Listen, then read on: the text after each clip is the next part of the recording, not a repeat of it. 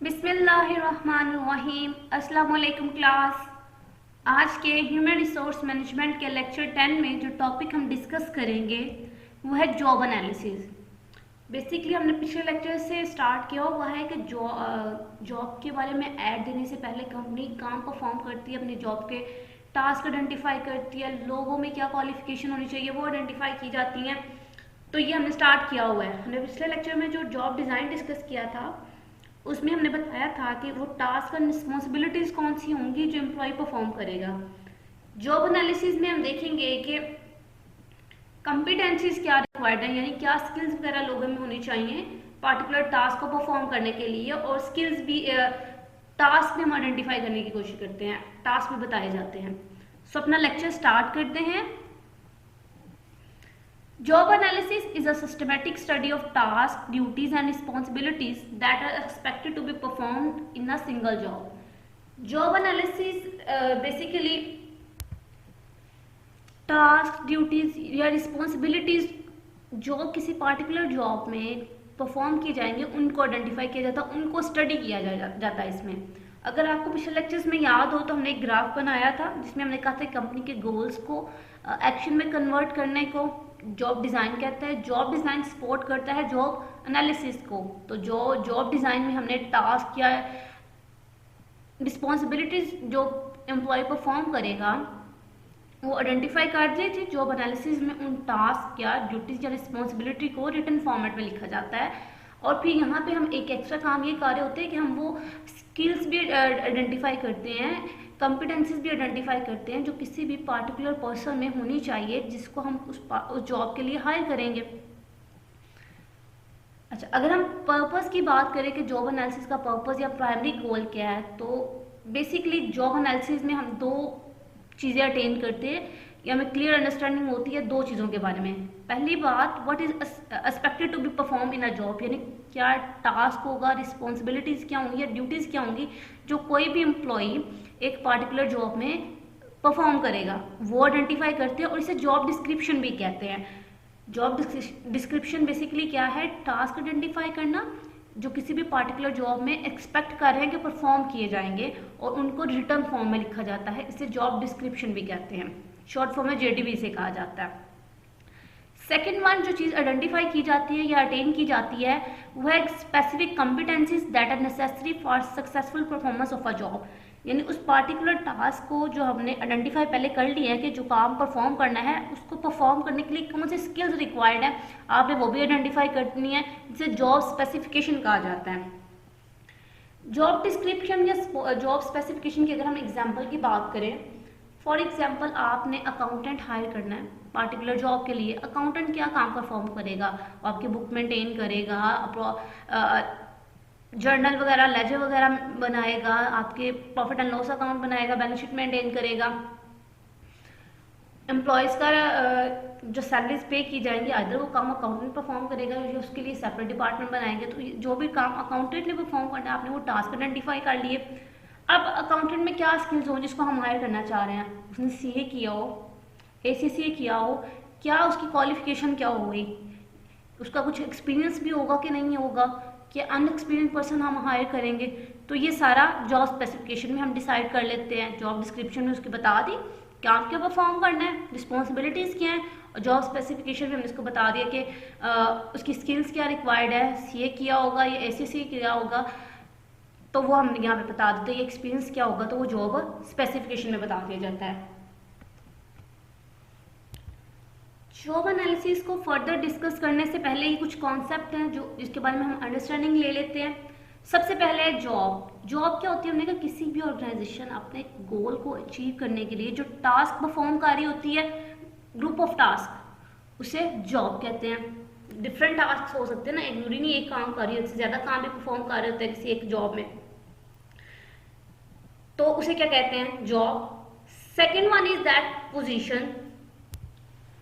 अब जो ये टास्क हैं या रिस्पॉन्सिबिलिटी हैं कोई ना कोई शख्स परफॉर्म कर रहा होगा, the task and responsibility perform by a person, there is a position for every individual in organization. जो भी टास्क हैं या रिस्पॉन्सिबिलिटी हैं जो शख्स परफॉर्म कर रहा होगा वो कोई ना कोई पोजीशन होगी। जैसे हमने कहा ग्रेड 1 का ऑफिसर हो सकता है तो उसकी पोजीशन क्या है जी, ग्रेड 1 का ऑफिसर है। ग्रेड 2 का हो सकता है, मैनेजर हो सकता है, अकाउंटेंट हो सकता है। तो हर इंडिविजुअल की जो भी ऑर्गेनाइजेशन में काम कर रहा है उसकी कोई ना कोई पोजीशन होगी, यानी जिस पोस्ट पे वो काम कर रहा है वो पोस्ट उसकी पोजीशन को शो कर रही है। अगर वो मैनेजर है तो उसकी पोजीशन क्या है जी, मैनेजर है। अगर अकाउंटेंट है तो उसकी पोजीशन क्या है, अकाउंटेंट है।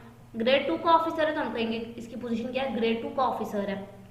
थर्ड वन जो कॉन्सेप्ट है वो है task, distinct identifiable work activity composed of motions, यानी कोई भी काम जो आप परफॉर्म कर रहे हो वो क्या है, आपका टास्क है किसी भी ऑर्गेनाइजेशन में। Next one is duty, a large work segment composed of several task that are performed by individual. Duty क्या है, डिफरेंट टास्क को आप इकट्ठे कर दो उसे कहेंगे हम ड्यूटी है। Next one is responsibility, obligation to perform certain task and duties. Duties या टास्क को परफॉर्म करने की जो ऑब्लिगेशन है या जिम्मेदारी उसे कहेंगे ये रिस्पॉन्सिबिलिटी है। अगर समराइज वे में जॉब एनालिसिस को डिफाइन करें तो कहते हैं कि job analysis is the procedure through which you determine the duties and nature of the job, यानी नेचर ऑफ जॉब क्या होगी और क्या टास्क परफॉर्म कर रहा है, ड्यूटीज क्या परफॉर्म कर रहा होगा वहां पे, and the kind of people who should be hire for them, और किस किस्म के लोग रिक्वायर्ड हैं वो पर्टिकुलर टास्क या ड्यूटीज को परफॉर्म करने के लिए। इंफॉर्मेशन जो अभी हमने पीछे बात की कि ये जो टास्क हैं या ड्यूटीज जो हमारे देखते हैं ये लोग कैसे चाहिए, ये हमें किस चीज़ में हेल्प आउट करते हैं, हमें जॉब डिस्क्रिप्शन यानी which type of task to be perform, and job specification what kind of people should be hire for a job, तो उसमें हेल्प आउट कर रहे होते हैं। और जॉब डिस्क्रिप्शन और जॉब स्पेसिफिकेशन हमें किन एरिया में एचआर की किन एक्टिविटीज़ में हेल्प करता है। पहली बात तो ये हमें रिक्रूटमेंट में हेल्प कर रहा होता है, जब हमें पता होगा कि ये पार्टिकुलर टास्क है इसके लिए ये शख्स रिक्वायर्ड होगा जिसमें ये क्वालिफिकेशन होगी, तो जब हम जॉब के लिए ऐड देंगे जो लोग हमारे पास इंटरव्यू के लिए आएंगे तो हम उनकी सीवीज देख के उनके इंटरव्यू करके आइडेंटिफाई कर पाएंगे ना कि इस शख्स में कॉम्पिटेंस है भी ये पार्टिकुलर टास्क को परफॉर्म करने के या नहीं, और उनमें से बेस्ट पर्सन सेलेक्ट कर पाएंगे। जब एम्प्लॉय को कंपनसेट यानी सैलरी बेनिफिट देने की बारी आएगी तो वो उनकी क्वालिफिकेशन या उनकी एक्सपीरियंस पे बेस पे भी डिपेंड कर रही होती है। जब उनका परफॉर्मेंस अप्रेजल करना है तब भी हेल्प आउट करेगा या उन्हें ट्रेनिंग प्रोवाइड करनी है, तो इसमें भी जॉब एनालिसिस हमारी हेल्प कर रहा होता है। अब क्वेश्चन ये राइज होता है कि हमें जॉब एनालिसिस क्यों करना चाहिए, वो कौन सी रीजंस हैं जो हमें फोर्स करती हैं या कि आप जॉब एनालिसिस परफॉर्म करो। तो डिफरेंट रीजन की बेसिस पे हम जॉब एनालिसिस कंडक्ट करते हैं। सबसे पहले है स्टाफिंग। हर टास्क या जॉब डिफरेंट होती है ऑर्गेनाइजेशन में दूसरे टास्क या जॉब से। स्टाफिंग का मतलब है जब लोगों को रिक्रूट करना है, उन्हें जॉब देनी है, अगर जो शख्स रिक्रूट कर रहा है, रिक्रूटर जिसको बोलते हैं या मैनेजर है, उसे नहीं पता कि पार्टिकुलर टास्क को परफॉर्म करने के लिए क्या क्वालिफिकेशन चाहिए। सपोज हमें अकाउंटेंट हायर करना है और मैनेजर को नहीं पता कि सीए रिक्वायर्ड होगा, तो मैनेजर को नहीं पता कि सीए रिक्वायर्ड है, एसीसीए रिक्वायर्ड है, ये सिंपल एमबीए रिक्वायर्ड है। अगर आपने उसे नहीं बताया, मतलब उसने एनालिसिस परफॉर्म नहीं किया और उसे नहीं पता क्या क्वालिफिकेशन रिक्वायर्ड है, और सिंपल बीबीए को हायर कर लेते हैं, एमबीए वालों को हायर कर लेता है अकाउंटेंट के लिए। तो हमने कहा कि जबकि उस पार्टिकुलर टास्क या अकाउंटेंट के लिए हमें सीए की रिक्वायर्ड थी, क्योंकि कंपनी ने टैक्स वगैरह पे करना था, तो सीए वाला ज़्यादा बेटर कर सकते हैं, ज़्यादा ईजीली कर सकते हैं। तो जब उसको पता ही नहीं है कि क्वालिफिकेशन क्या है तो किसी गलत बंदे को ऑब्वियसली हायर करेगा। तो इसमें इसीलिए जॉब एनालिसिस हेल्प आउट कर रहा होता है, इसमें फैसिलिटी प्रोवाइड कर रहा होता है। Second one is training and development में हेल्प आउट कर रहा होता है। अगर जो टास्क उसने परफॉर्म करना है या स्पेसिफिकेशन आपको सजेस्ट कर रही होती है कि इस पार्टिकुलर जॉब के लिए ये स्किल्स या एबिलिटी रिक्वायर्ड है, जैसे अभी हमने ऊपर बात की थी सीए रिक्वायर्ड था अकाउंटेंट की जॉब के लिए, लेकिन हमने एमबीए वालों को रख लिया, तो जब तक स्पेसिफिकेशन क्लियर नहीं थी, अब एमबीए वालों को ट्रेनिंग प्रोवाइड करनी पड़ेगी उस पार्टिकुलर टास्क को परफॉर्म करने के लिए। Next one is compensation and benefit. जिस जॉब के लिए एम्प्लॉय हायर कर रहे हैं उस जॉब की सैलरी क्या होगी, उनको बेनिफिट क्या प्रोवाइड किए जाएंगे, ये भी कंपनी को आइडिया होना चाहिए और पता होना चाहिए।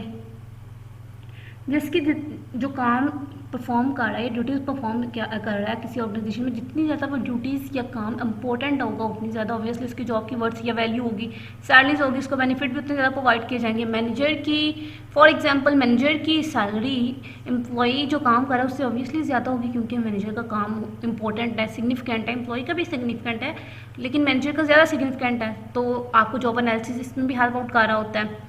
सेफ्टी एंड हेल्थ, जब तक मैनेजर को ये नहीं पता कि काम की नेचर क्या है, जैसे अगर माइंस में काम करना है तो जो माइंस के अंदर लोग जाएंगे वो जब ड्रिलिंग करेंगे तो उन्हें प्रॉपर प्रोटेक्टिव ग्लव्स चाहिए, क्लाउज चाहिए, उन्हें मास्क वगैरह चाहिए।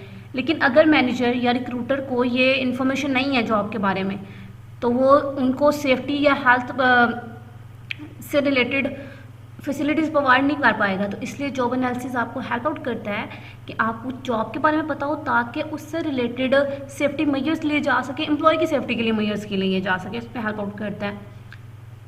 जॉब एनालिसिस एम्प्लॉय और लेबर रिलेशनशिप में भी हेल्प आउट कर रहा होता है। एम्प्लॉय और लेबर्स के दरमियान स्ट्राइक ना हो जाए, यूनियंस बन जाती हैं, तो उसमें भी हेल्प आउट करता है कि आप कैसे उनके दरमियान एक हेल्दी इन्वायरमेंट क्रिएट करोगे, एक पॉजिटिव इन्वायरमेंट क्रिएट किया जाएगा ताकि काम किया जा सके और कंपनी की परफॉर्मेंस को इंक्रीज़ किया जा सके। फिर है लीगल कंसिडरेशन में भी हेल्प आउट करता है।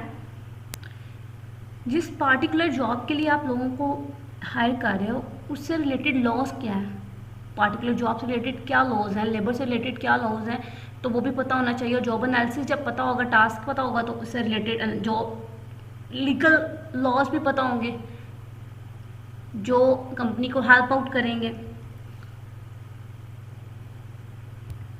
सो ये वो सारी रीजंस हैं जिनको जानने के लिए, जिनको अंडरस्टैंड करने के लिए जॉब एनालिसिस बहुत ज़रूरी होता है।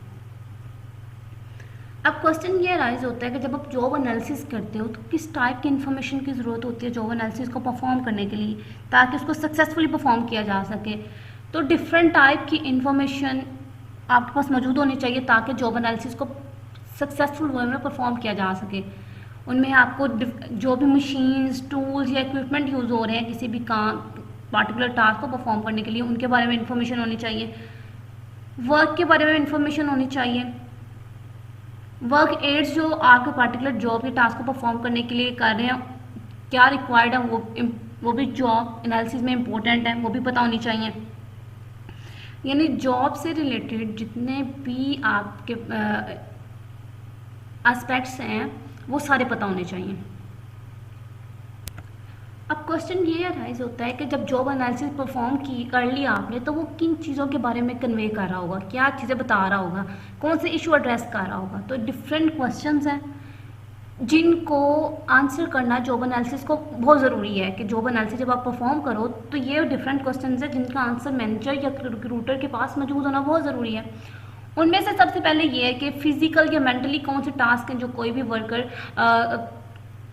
अकम्प्लिश कर रहा होगा, टास्क परफॉर्म कर रहा होगा। कब काम कंप्लीट समझा जाएगा, जब वो कोई काम परफॉर्म करेगा, जॉब परफॉर्म करेगा, तो कब कहेंगे इस नामक टास्क परफॉर्म कर लिया, उसके लिए क्या स्टैंडर्ड्स हैं वो पता होने चाहिए। जो काम कहाँ करेगा, इधर वो अकेला बैठ के आप उसे सेपरेट रूम दोगे वहाँ काम करेगा कि दूसरे एम्प्लॉयज़ के साथ मिलकर काम करेगा। एम्प्लॉय अपना काम कैसे परफॉर्म करेगा, किस वे में परफॉर्म करेगा, क्या प्रोसीजर अडॉप्ट करेगा, वो बताएंगे आप। और ये जो काम परफॉर्म कर रहे हैं ये क्यों कर रहे हैं, कंपनी की परफॉर्मेंस में इसकी क्या वैल्यू, ये कंपनी को कंपेटिटिव एडवांटेज अचीव करने में कैसे हेल्प आउट करता है।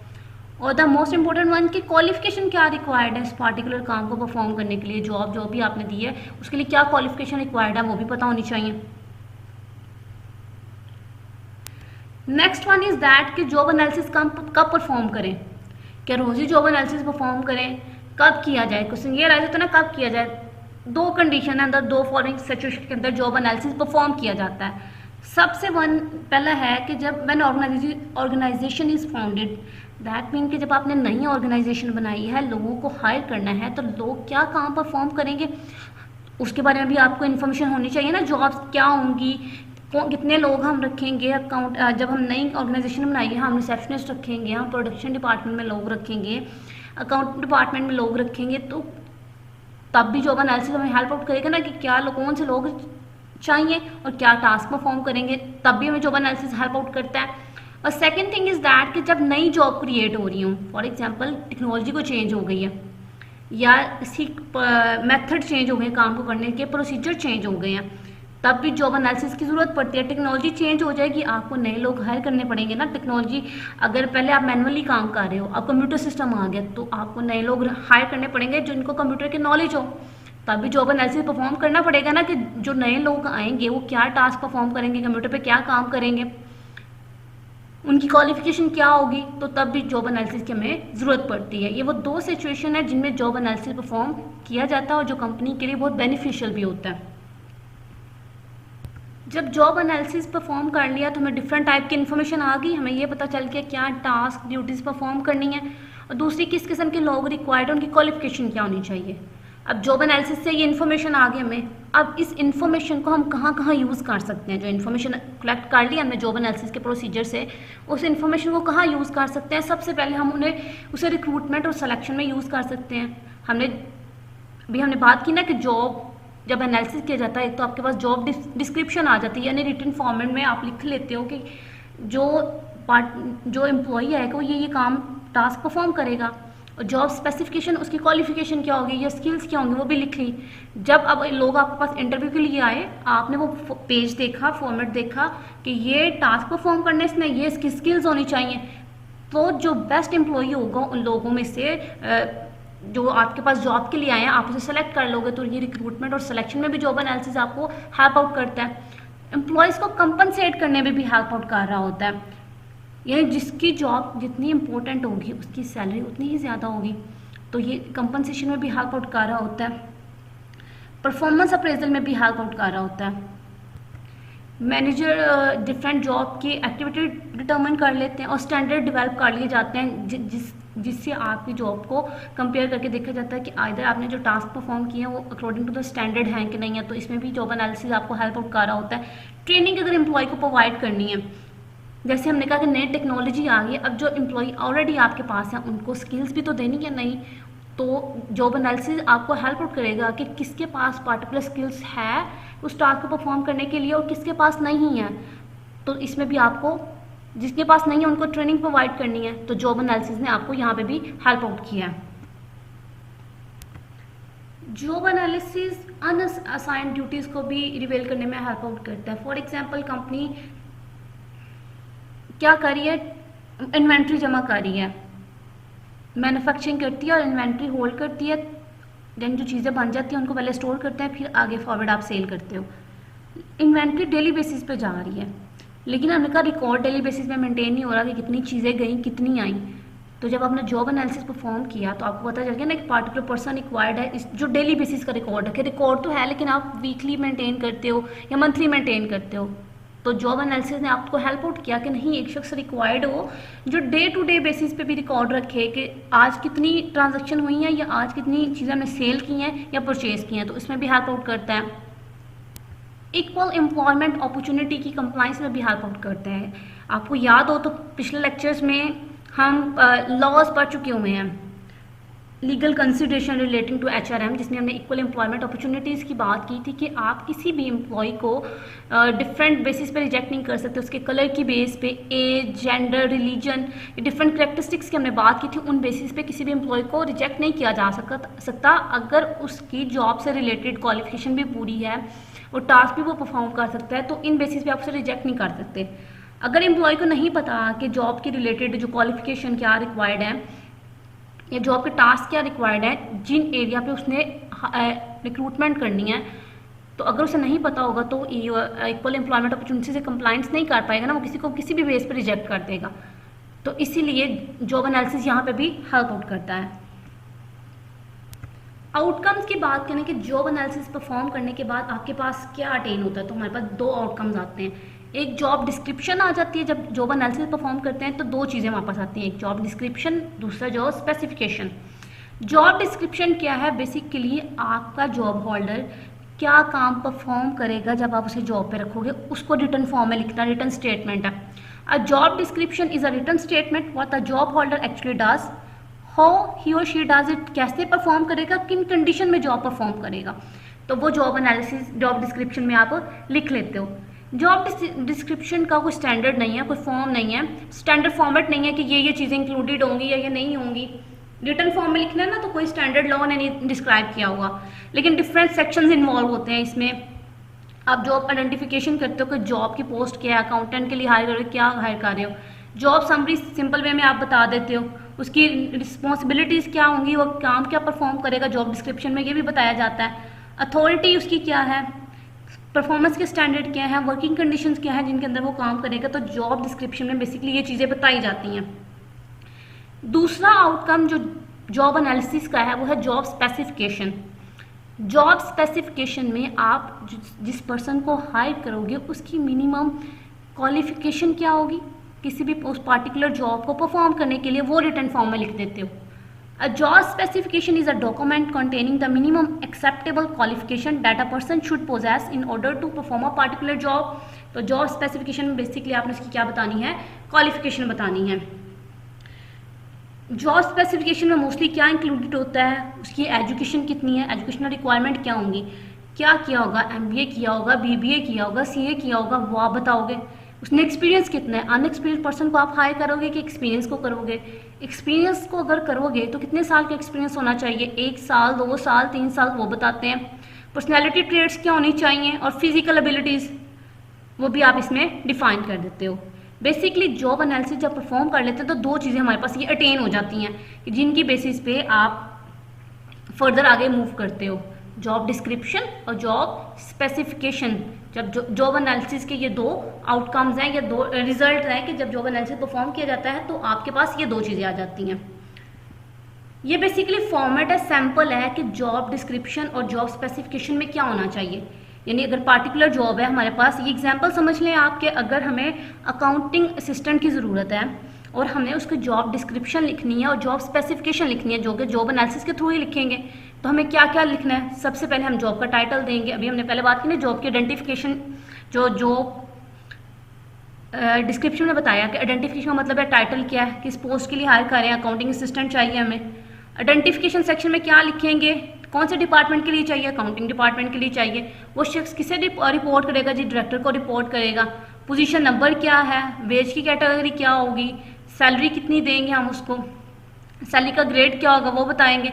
जैसे गवर्नमेंट्स की जॉब में जब आती है, ऐड आता है, तो वो उन्होंने सैलरी ग्रेड बताया होता है, जॉब फॉर द ग्रेड 6, 10, 11, तो सैलरी डायरेक्टर अगर नहीं बताते तो गवर्नमेंट जॉब के, क्योंकि ग्रेड की सैलरी सबने सेम होती है तो ग्रेड बता देते हैं, डेट वगैरह बता दी, और समराइज फॉर्म में बता दिया कि accounting system work under the direction of the accounting director और प्रोफेशनल अकाउंटिंग फाइनेंशियल काम वो परफॉर्म कर रहा होगा। ड्यूटीज़ क्या होंगी, जैसे हमने कहा ना जॉब डिस्क्रिप्शन में आपने बतानी है टास्क या ड्यूटीज़, तो क्या ड्यूटीज़ परफॉर्म करेगा, फाइनेंशियल प्लानिंग को मेंटेन करेगा, एडमिनिस्ट्रेशन को मेंटेन करेगा, फाइनेंशियल डॉक्यूमेंट प्रिपेयर करेगा, रिकन्सिलेशन का काम परफॉर्म कर रहा होगा, बिलिंग पॉलिसीज़ को इम्प्लीमेंट करेगा, लाइजन क्रिएट कर रहा होगा डिफरेंट डिपार्टमेंटल यूनिट्स के दरमियान, और ड्यूटीज़ जो डायरेक्टर उसको अकाउंटिंग डायरेक्टर असाइन करेगा वो भी परफॉर्म कर रहा होगा। जब हमने जॉब एनालिसिस किया हमने कहा हमें 2 चीज़ें अटेन हो जाती हैं। ये बेसिकली जॉब एनालिसिस के अंदर ही हो रहा है ना, जब जॉब एनालिसिस में हम 2 चीज़ें देखते हैं ना कि क्या काम परफॉर्म करेगा, क्या है जॉब डिस्क्रिप्शन, और क्या उसमें क्वालिफिकेशन क्या होंगी, तो वो क्या है जॉब स्पेसिफिकेशन। अब इस जॉब से रिलेटेड स्पेसिफिकेशन क्या है, bachelor degree preferable in accounting finance और रिलेटेड फील्ड में, या इक्विवेलेंट कॉम्बिनेशन ऑफ एजुकेशन और related experience that demonstrate knowledge, क्या रिक्वायर्ड होगा, 2 ईयर का एक्सपीरियंस रिक्वायर्ड होगा। इसके अलावा जो स्किल्स रिक्वायर्ड होंगे, हमने कहा वर्ड प्रोसेसिंग चाहिए, स्प्रेडशीट से रिलेटेड डाटा होना चाहिए, और ग्लोबल फाइनेंस के बारे में अंडरस्टैंडिंग होनी चाहिए। ये थी जॉब एनालिसिस जिसके थ्रू आपने जॉब डिस्क्रिप्शन अटेन करते हैं और जॉब स्पेसिफिकेशन करते हैं। आप कोई भी ऐड देख लो, गवर्नमेंट जॉब का ऐड देख लो, न्यूज़पेपर में देख लो, तो आपको ये दोनों चीज़ें उसमें ऐड में मिलेंगी, जॉब डिस्क्रिप्शन भी मिलेगी, जॉब स्पेसिफिकेशन भी मिलेगी। तो बच्चों ये था आज का लेक्चर, उम्मीद है कि आपको समझ आई होगी। अगर कोई मसला हो तो आप ग्रुप में पूछ सकते हैं। Thank you so much.